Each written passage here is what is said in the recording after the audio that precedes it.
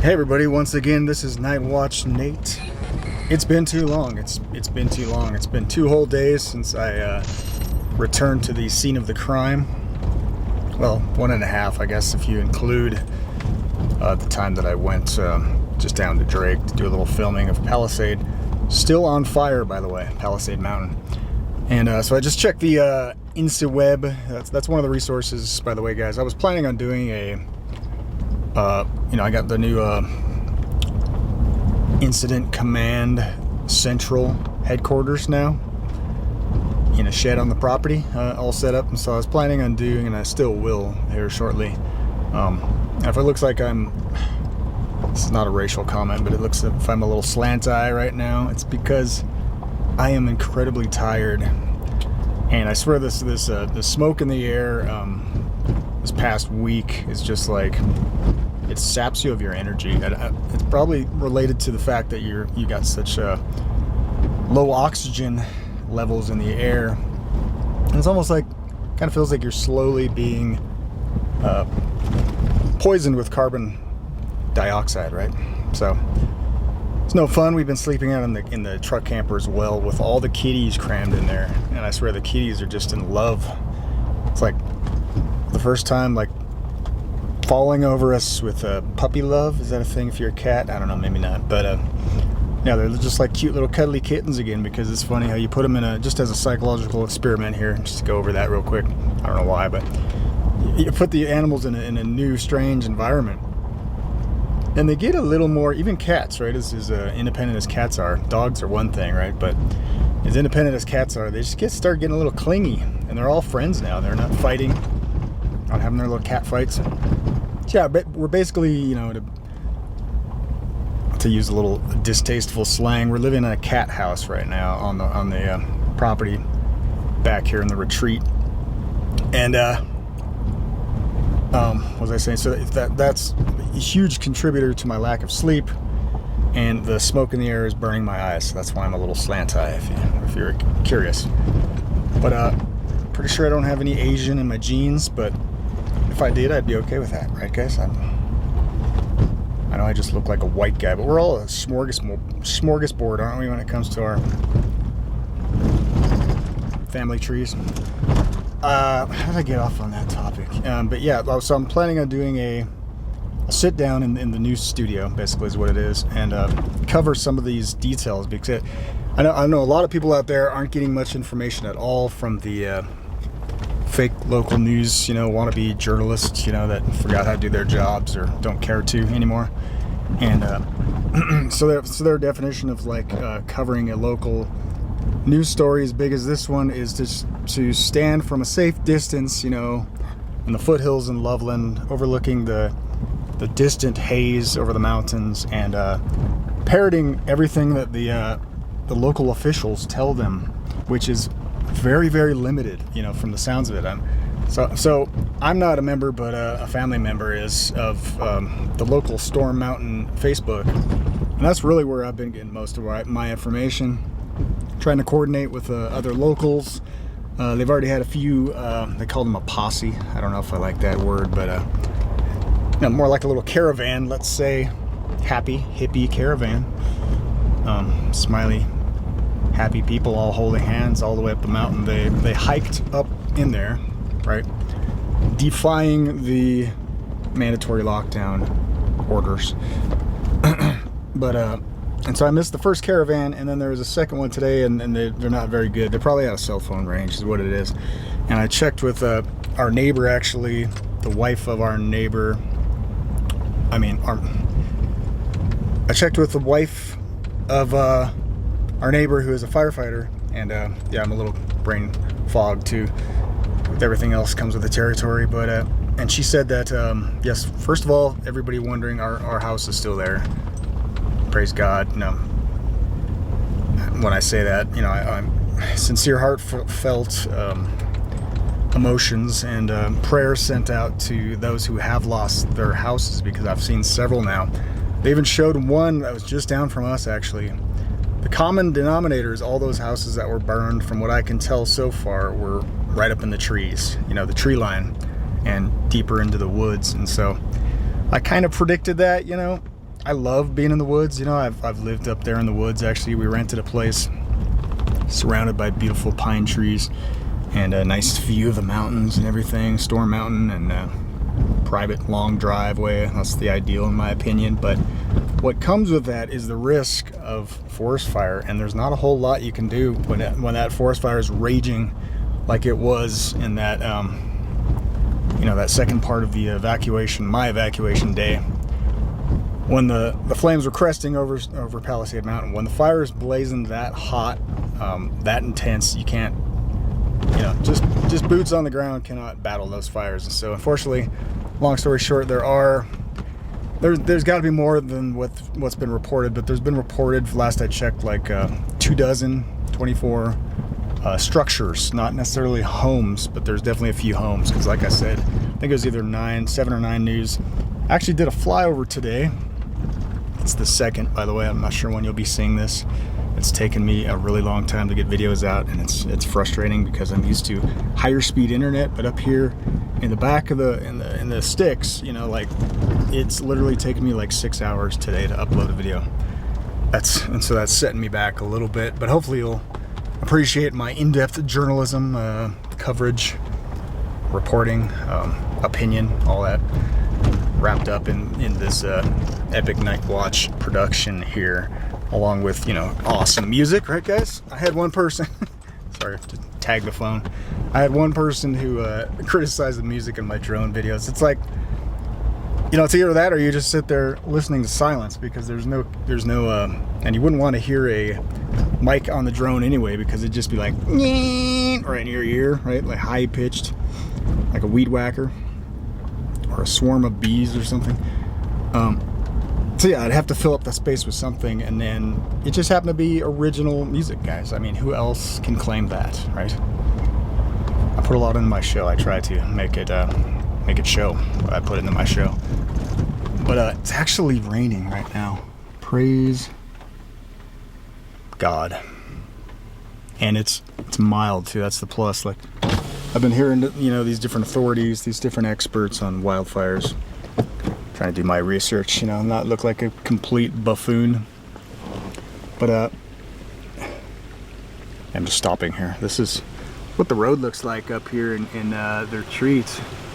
This is their solution to all the flood problems. I'll just get out and show you real quick. This is the solution to all the flood problems that they've had in the burn scar areas after the previous Cameron Peak fire came through here. This is literally there's about there's 4 or 5 of these. You'll notice as I continue on up the road. They just, because things just kept getting washed out every time they try to fix the road. Oh, I wanted to show you the raindrops. Raindrops keep falling on my head. That is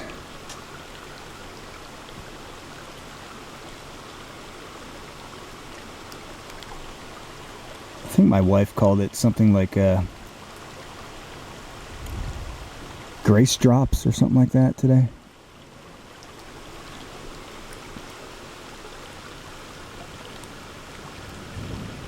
In any case, they're little blessings. I just heard that little bit of a thunder over my head too.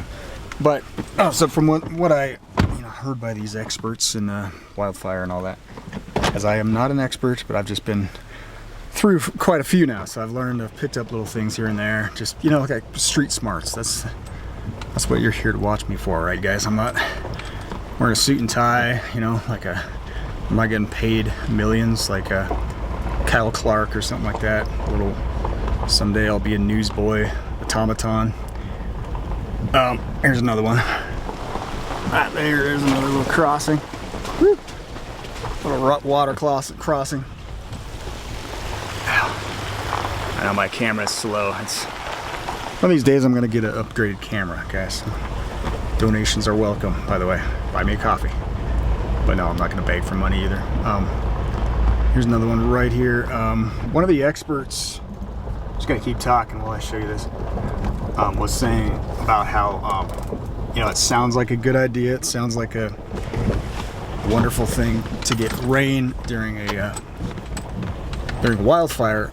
Well, it's a mixed blessing because oftentimes, here's another little water crossing. Pretty fun, huh? I kind of feel like I'm off-roading it right now. Yeah, but it's actually it's not that bad. It gets worse. I've seen worse. One of so it's a mixed bag. Getting like a thunderstorm or a rainstorm come through a active wildfires, because of course it creates a bunch of wind, which can make things a lot worse real quick, right? Trying to fight a forest fire. And oftentimes the rain doesn't even fall heavy enough to really have an impact, because if you think about it, as hot as that fire is burning, again, you saw some of that footage of that huge just pillar of smoke coming off the top of Palisade. It's burning at such a high temperature that those little, piddly little water drops are just going to instantly vaporize before they even have any impact. So, but praise God, we do have some rain, and it's cool and it's calm right now. That's the key. It's not like oftentimes it happens here. Once the temperature changes, we just get these crazy high, speed winds coming through. But yeah, so I'm planning, I'm kind of scatterbrained today, guys. Sorry about there's a lot of. I'll show you what else they did here. Almost drove off the road. So they also set up these. You can probably see back there. Those little sandbags. I just flew right past them, but these little barriers in front of all the houses. Like here's some right here. Because, again, of all the floodwaters. So that's one of those long, lingering effects of these wildfires, is that for the next, it's been it's been about 4 years, right? Just nonstop, very reoccurrent flash floods come through these populated areas. And if you're unfortunate enough, or fortunate, however you look at it, to live next to a cute little mountain stream, well, those little mountain streams can become rushing rivers, literally taking chunks out of the mountainside. I gotta show you this. Come on, guys. Let's keep it lighthearted here. I know somebody mentioned that Smokey started the fire, but this isn't Smokey. This is Smokey the Moose, I guess we can call him. Isn't that guy cute though? That's awesome. It's like he's having a cup of coffee, man. Looks like he's having a cup of coffee. Little moose. Like he's got the little Colorado flannel on and everything. The regular outdoorsy attire here. That was pretty well done. Little wood carving. Probably the tree died and somebody thought they turned into a work of art. Well done, though. Well done. Well done. So I am going to sit down. So scatterbrained. I'm going to sit down in my little command center there, makeshift as it is, and do my best to compile all this data that's been coming in that I've been trying to pour through, retain as much as possible. Like I said, with my condition here lately, brain fog, lack of sleep, it's minimal what I'm actually able to retain. So I'd rather just sit in front of the laptop and show you guys from my desktop with some audio, maybe visual. I don't know. See how sophisticated I want to get. But thing is, I can't put too much time into these videos, because the time it takes just to upload these videos is going to make it practically old news by the time you guys get it. So I'm just trying to get out as much as I can. That's one of the things that kept me from really committing so far, although I'm going to try today. Once again, I told everybody I'm going to try to get up. I'm just going to ask the officer if there's an officer. And this was part of what I've been hearing on these, different pipelines, let's call them, just to sound, I don't know, espionage-y.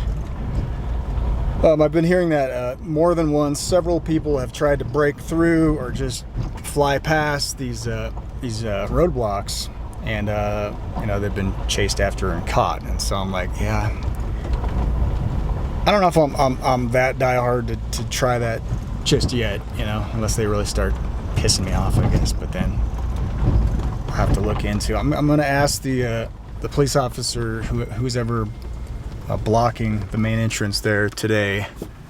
And I'll pull out my camera. I know they don't like to be filmed sometimes, like the last kid I talked to. Call him a kid because he's half my age, but he's probably a badass. I don't know. He didn't want to be on film, and so I respect their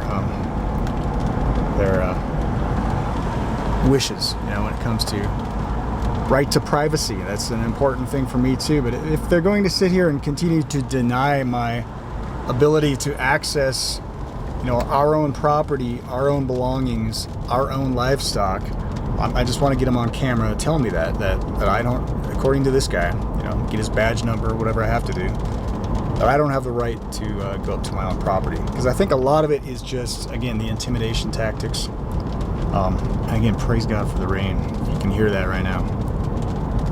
Man, it's just washing over my soul right now because it's been so hot and dry and just smoky, and a day goes by and you feel like you're scuzzy, been living out on the street corner.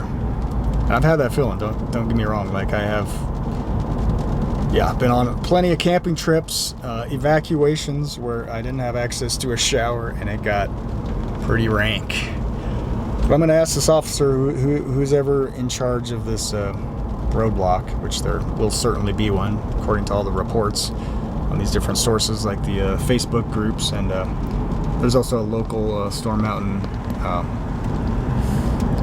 community email list that I am actually part of, but there's not too much information coming through that either. But I'm going to ask that officer, whoever is in, charge of denying people access, just to get on the record and tell me that I don't have the right as a U.S. citizen to go up to my own property. How much of it is intimidation tactics? That's just what I'm wondering. A lot of people, like myself, I try to be nice and I don't want to be a dick, okay? I know these guys are just doing their job, and I have great friends, in high places or close to high places that are, chief of police, head of security in different prisons, police officers, and family and friends who are police officers and firefighters. I'm not dogging the firefighters or the police officers. I'm just going to say, what takes priority here? Your marching orders given to you by whom, or the U.S. Constitution and our, rights as citizens? And I realize, a lot of people are, really strong opinion on either side of that issue. I'm just trying to make a point here, but I'm not here to be just stirring things up either. I'm not, I swear. It's totally out of my nature. Yeah. Many times as I've had videos banned on this platform for not complying with different mandates and such. But, just certain things get under my skin. Not a whole lot, though. I'm pretty easygoing, guys. Trust me. Like, those people that know me know I'm pretty laid back. I'm not very high-strung. I don't have a blood pressure problem. I'm not that hot-headed. I just want a really good explanation, So hopefully I'll get one. Otherwise, there is, just check the InstaWeb before leaving, and there was, it appears, an active fire just below where I filmed, not yesterday, but the day before now. I took that, the first off just because, man, I was so tired, and it was so smoky outside, and we have thankfully an air purifier, pretty good size one in the house that we're staying in, the main house. We're not sleeping in, but we're staying in. And thankfully the air quality's better in there, but it's like a carbon filter thing. But you step outside, it's like, man, you want to, like, again, my eyes are burning. You're just tired, lethargic. And it gets old, guys, okay? And yes, we had a friend of the family who's a former firefighter, retired, trying to twist our arm, drag us all out of there as best he could, just verbally, trying to convince us all, rightly so, that it's not healthy at all to be, in this kind of smoke, in this kind of environment. And trust me, the last fires, Cameron Peak and the Troublesome, I must have been 3 weeks straight that we just breathed the most intense smoke. We were up in Estes Park when they evacuated the entire town. I didn't think that was possible, but they pulled it off. And it was like, the middle of noon, or early afternoon, and the sky was just red. That's how thick the smoke was. And I got a little claustrophobic. I borderline panic attack. I'm pretty easygoing, but when you can't get air in your lungs, you're trying to drive a vehicle, and I've had that experience before with high altitude elevation sickness, kind of, where you just start getting tunnel vision and your reasoning capabilities, kind of go by the wayside. It gets a little scary, and that's what happened to me. I wasn't live streaming that. I should have been, though, but I did record a good portion of that episode, trying to escape from Estes Park Valley during the Cameron Peak Troublesome fires. It looks like I am seeing some smoke here. Yep. And that's what I was trying to tell you before that big long rant, is that on the INCIWeb map, it appears that this fire is continuing to spread. I'll show you this while I'm talking. Closer now to the access road and the highway. That was one of the concerns that they did have about letting people in and out of the access road, because there's literally up here one main access road, right? There's a couple back roads that are a little hairier to get down if you want to get down to I guess we call it the valley, but the plains.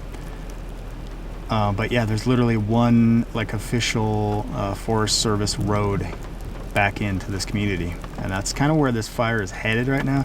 If you can tell, that's some thunder, and it is coming down pretty decent, so that's awesome. Actually, no wind, or very little, and pretty heavy raindrops right now.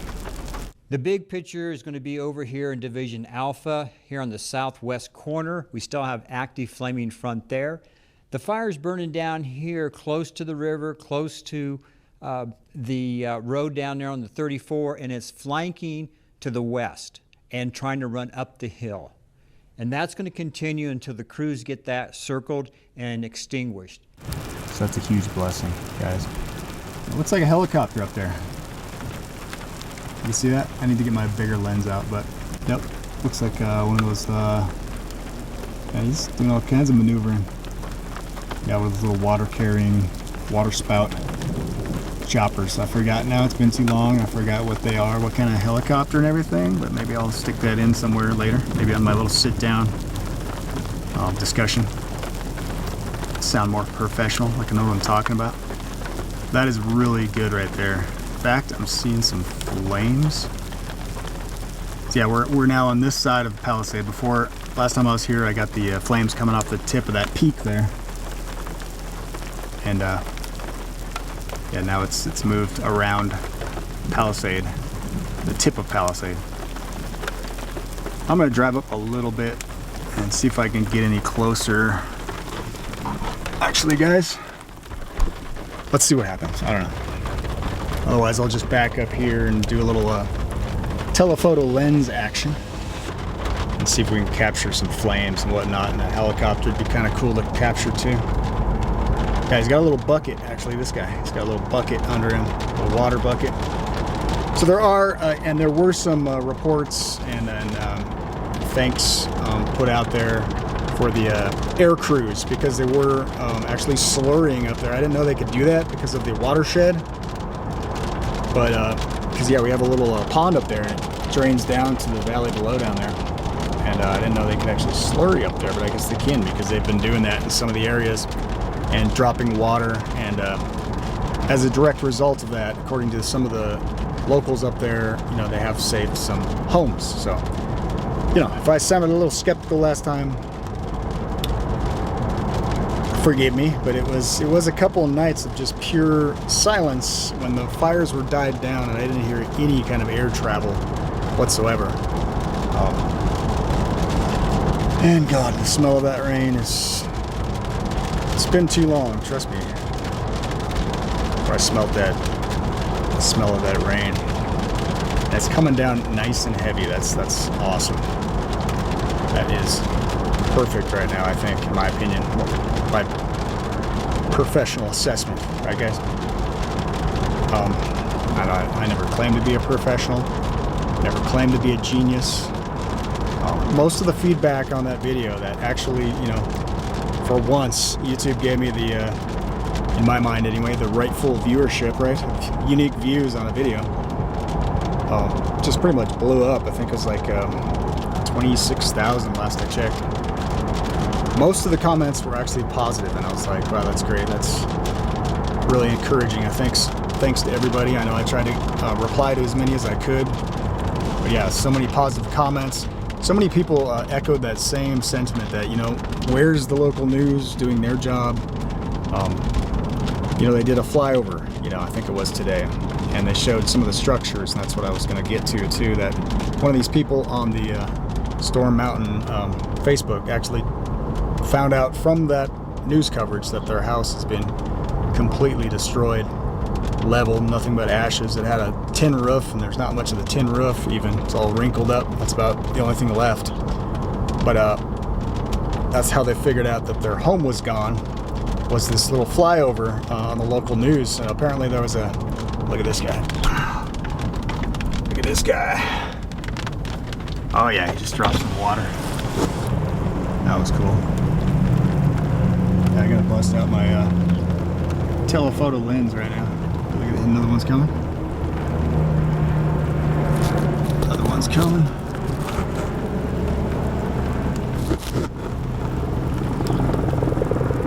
See, it looks like they're hitting this pretty good now. I see this helicopter hovering.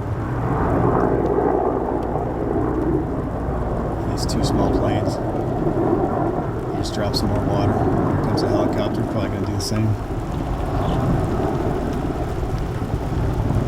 So that's what I'm talking about, guys, That's what I'm talking about. You guys are badasses. I wish I had your job. I wish I wasn't stuck here in the ground in a car right now.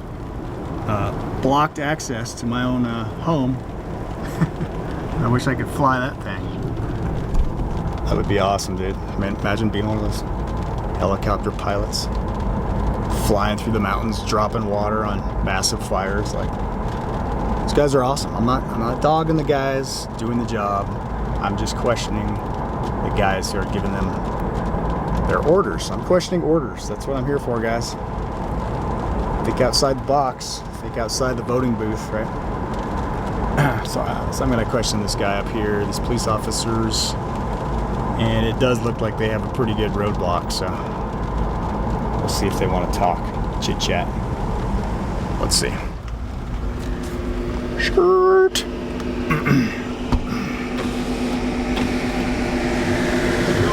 Pretty good. Still mandatory evacuations, right?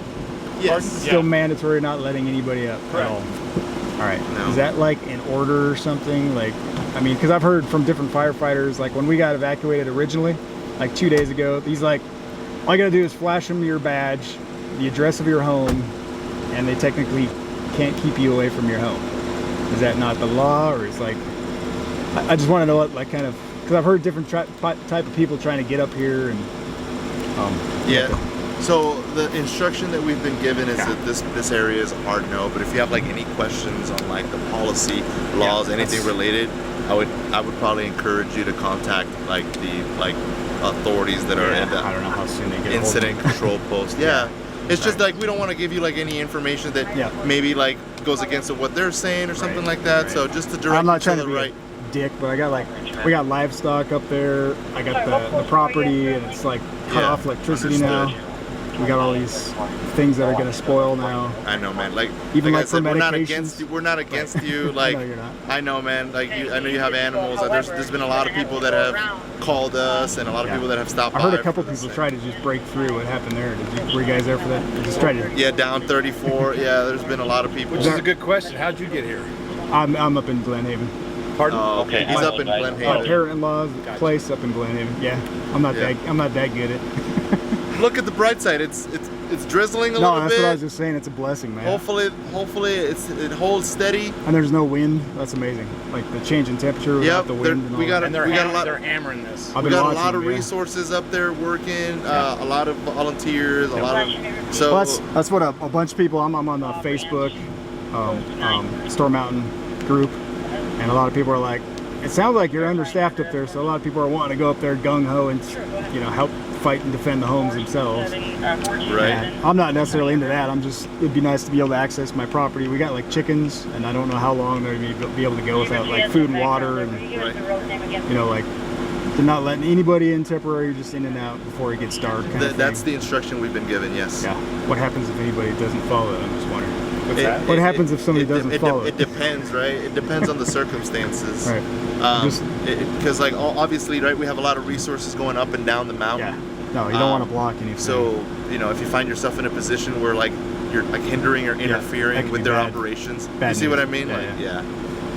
But I mean, if somebody just wanted to pass through, are you just giving orders like a suggestion, or are you going to arrest somebody for trying to go through? Well, like I explained, like no situation is set in stone, black and white, right? Right. It's a matter of determining, like, because we also like we don't want to like make it like to where like I don't want to like you to think of me like the person who's like trying to like ruin your life, man. You know what I mean? You're just here doing your job. Like, we're just humans out here trying to like talk to other humans, So I just wanted to get if you have questions on like I would suggest maybe with our public affairs. Yeah, well, I went to the Larimer County and I looked up some of the rules for mandatory evacuations and everything, but it's not exactly super clear. Oh yeah. You're more than welcome to keep talking to us, but yeah, if you want to. Okay. Yep. I don't want to block you guys. Thanks for talking, though. I might just back up and film a little bit. Just down the highway. Side of the... Yeah. Thanks. All right. I won't push it too much. Okay. I won't push it too much. I was trying not to get on anybody's nerves, but... I'm a guy who asks a lot of questions. What can I say?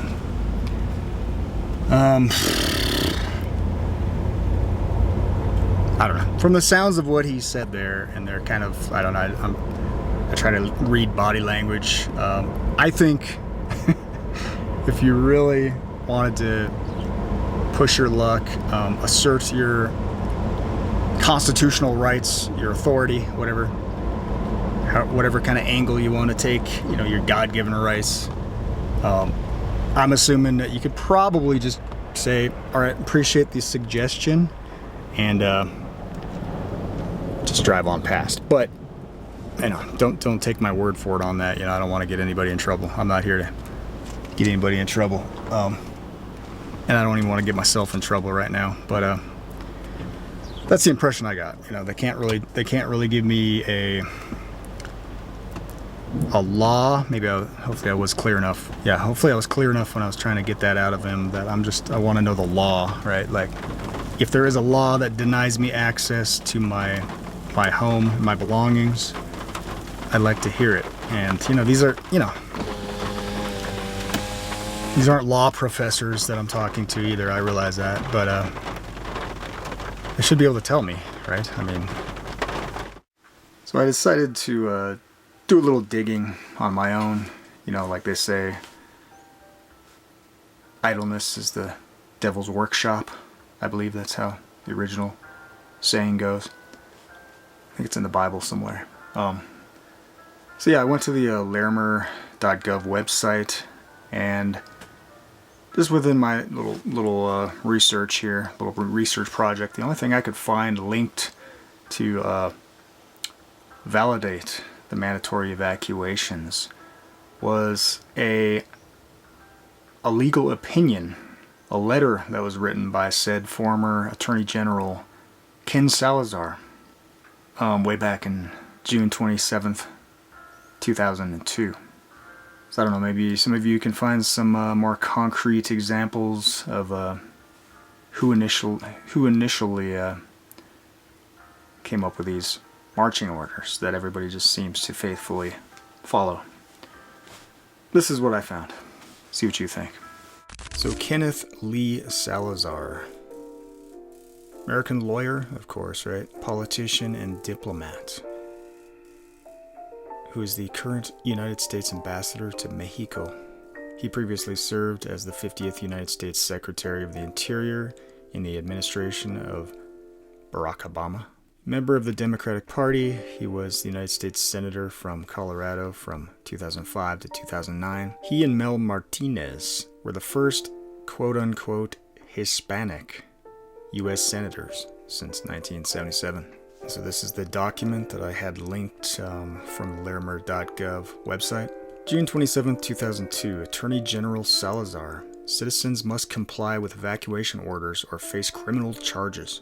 In Denver, Attorney General Ken Salazar issued a legal opinion to government and law enforcement officials regarding the authority of state and local officials to order and enforce disaster evacuations in Colorado. Salazar advised Governor Bill Owens, Colorado sheriffs, district attorneys, and county municipal officials that they do have the authority under emergency citations to order the evacuation of citizens and enforce the order should they choose to. A person disobeying these orders can be charged with the crime of obstructing government operations or obstructing a police officer or firefighter.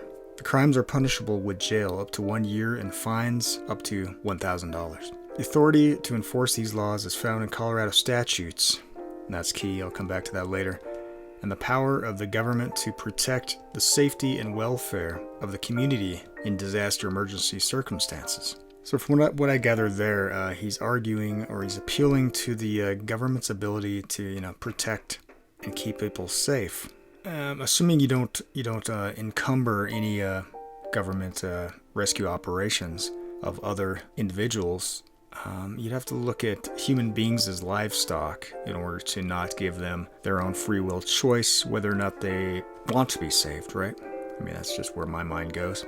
And then there's a long list of all the people that this letter was addressed to. This is a letter of opinion, and it starts with, Gentlemen, I want to confirm the legal authority of state and local officials and sheriffs to order disaster evacuations in Colorado. The wildfires burning partially out of control in several areas of the state have prompted evacuation orders, and anyone questioning an evacuation imperils the safety of firefighters and other citizens.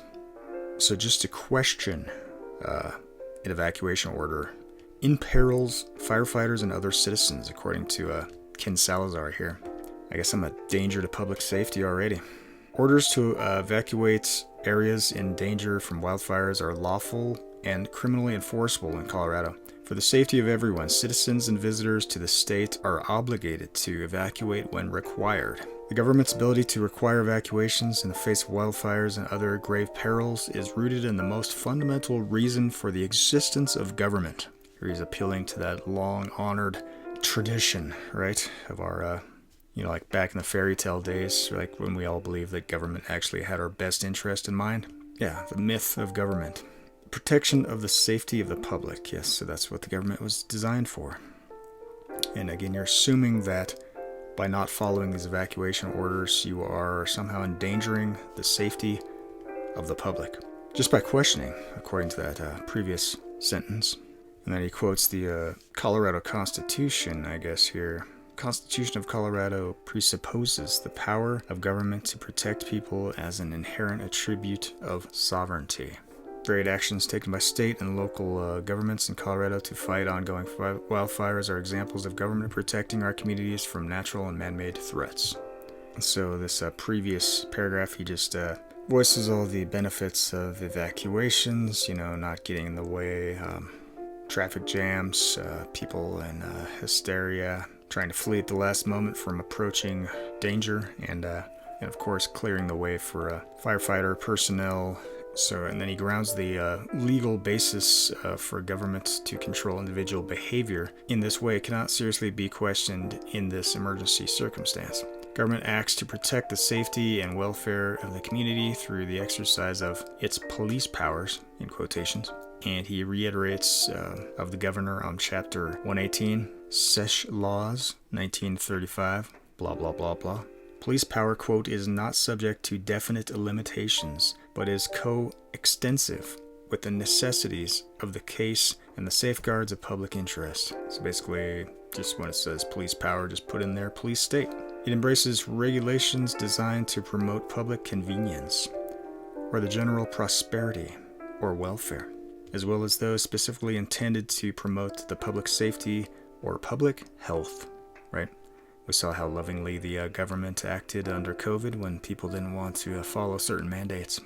Once again, a threat to the general welfare, right? Where we saw the sacrifice of the liberties of the few in order to protect the majority, right? And he refers to more different court cases on public safety and the state's police power. Yes, that's what I was looking for. The protection of the common good. That's a key phrase. You might see that come up very often when it's trying to build the logical case for stripping away of our individual rights. Protection of the common good justifies actions of government that range from disaster response for public safety to the regulation of commerce and other economic activity for the public welfare. The more clear and dangerous the threat to the community, the more obvious is the government's legal power. And yes, it wouldn't take too much of a stretch of the imagination to think that King George III might have used a similar argument against some of those extremists during the Revolutionary War. He talks about the Hurricane Andrew in Florida when Dade County issued curfews where the citizens were not free to leave their homes, a very significant restriction on individual liberty. And the United States Court of Appeals for the 11th Circuit upheld these curfews in Smith versus Avino and Steele versus Citizens for a Better Environment. It noted the courts have, quote, consistently held it is a proper exercise of police power to respond to emergency situations with temporary curfews that might curtail the movement of persons who otherwise enjoy freedom from restriction. In such circumstances, governing authorities must be granted the proper deference and wide latitude necessary for dealing with the emergency. The court concluded, quote, in an emergency situation, fundamental rights such as the right to travel and even free speech may be temporarily limited or suspended. Man, that sounds familiar too, doesn't it? We saw a lot of that with big tech during the pandemic. And in a related topic, he takes us all into this time machine back into the smallpox epidemic of the early 1900s, where Cambridge, Massachusetts enacted a law requiring everyone to receive a smallpox jab. Henning Jacobson refused to be jabbed. He was convicted for his refusal and fined $5. And the United States Supreme Court upheld Jacobson's criminal conviction, and Justice Harlan wrote for the United States Supreme Court that upheld Jacobson's criminal conviction. He observed, quote, the liberty secured by the Constitution to every person does not import an absolute right in each person to be at all times and in all circumstances wholly freed from restraint. There are manifold restraints to which every person is necessarily subject to the common good. There's that phrase again. Society based on the rule that each one is a law unto themselves would soon be confronted with disorder and anarchy. Even liberty, the greatest of all rights, is not unrestricted license to act according to one's own will. So that's an interesting statement coming from a judge, such a high office.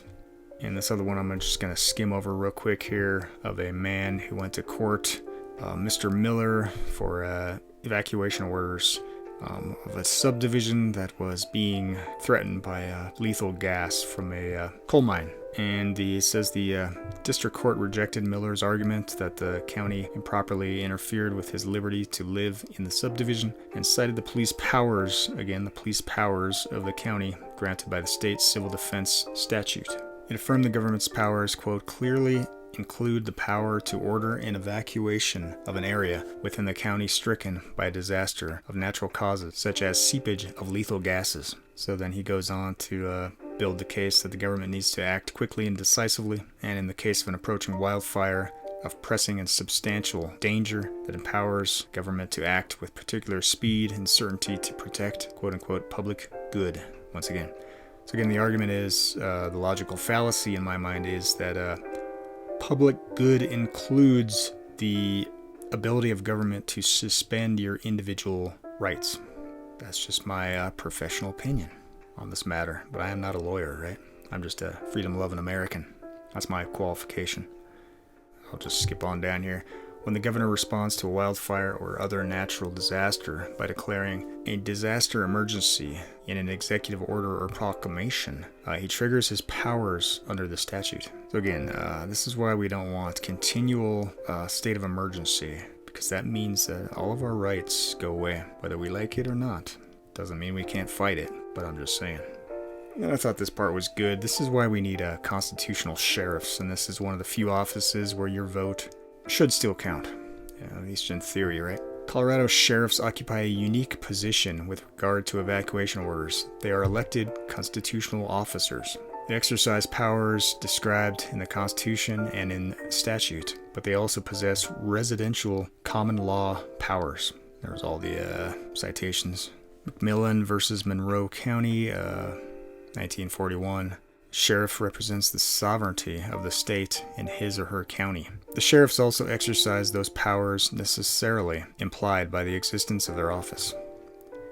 And again, if you have a real sheriff, he will stand for your constitutional rights, and he won't let the feds come in and take over and trample on those rights, because he does ultimately have the last say in what happens in your county. And it goes on, for important public safety reasons described in detail at the onset of this letter, a necessary adjunct to fighting fires in this instance is the power to order people to remove themselves from areas of danger. Therefore, sheriffs have the legal ability to order an evacuation. And again, this is all opinion, okay, of former Attorney General Ken Salazar. Evacuation orders of the governor, local authorities, and sheriffs are enforced by criminal sanctions, and a person disobeys an evacuation order at his or her peril. A person commits the crime of obstructing a police officer or firefighter or other rescuer if the person uses or threatens violence, force, physical interference, or an obstacle, and knowingly obstructs, impairs, or hinders the enforcement of a penal law or the preservation of the peace by a peace officer, or the prevention, control, or abatement of fire by a firefighter. And that's one long run-on sentence, isn't it? These crimes are misdemeanors. They are punishable by a prison of up to 6 months and a year, respectively, and a fine of up to $750 and $1,000. An order for restitution also caused can be imposed. I hope that this review is helpful to government officials and Colorado citizens as Colorado confronts these unprecedented wildfires. Sincerely, Ken Salazar, Attorney General. So yeah, there's that. And some of you might be old enough to remember the Hayman Fire, which was at the time the largest fire in state history. Burned over 138,000 acres and destroyed 133 homes. And also just happened to be set by a arsonist. Terry Barton was a 28-year-old woman who intentionally set the fire while hiking in Pike National Forest, approximately 35 miles northwest of Colorado Springs. And in the ultimate case of a widow's scorn, she claims to have lit the fire with a letter from her estranged husband, who was trying to reconcile their broken marriage, when in her words, she just wanted to go on with her life. And the funny thing is, she actually worked for the U.S. Forest Service as a fire spotter. As a former firefighter friend once told me, there's a reason why some of these guys get into the business of becoming a firefighter. They like fire. So hopefully that cleared things up a little bit for you guys. You know me, I'm not one of these guys that'll take no for an answer. If somebody's not giving me a sufficient answer to a question, I'm going to go out and find it myself. But ultimately you have to use your head in these situations, as hard as that may be. And like that police officer said, every circumstance brings its own unique set of challenges. But some things really I've learned over time are just not really worth kicking up a fuss over. And you've got to choose and pick your own battles, right? So anyway, stay tuned for the next show. I have a few more thoughts from that same day, and then there should only be a few more shows I'm thinking on this topic, because from all looks of it, things are wrapping up pretty quickly now. You might be able to go finally check out our property within the next day or two. So that's good news, right? As you can tell, I'm a little stir crazy. I got my old shades back on. I'm having flashbacks, right? That's what happens when I'm cooped up a little too long. Anyway, appreciate everybody out there, all the support, all the new subscribers. God bless. Please stay tuned, and we're really close to actually maybe getting monetized in this channel. That'd be a first in about 5 years of producing videos. So keep up those watch hours if you can, Night Watchers, and God bless. Till next time, Nightwatch N8, signing out.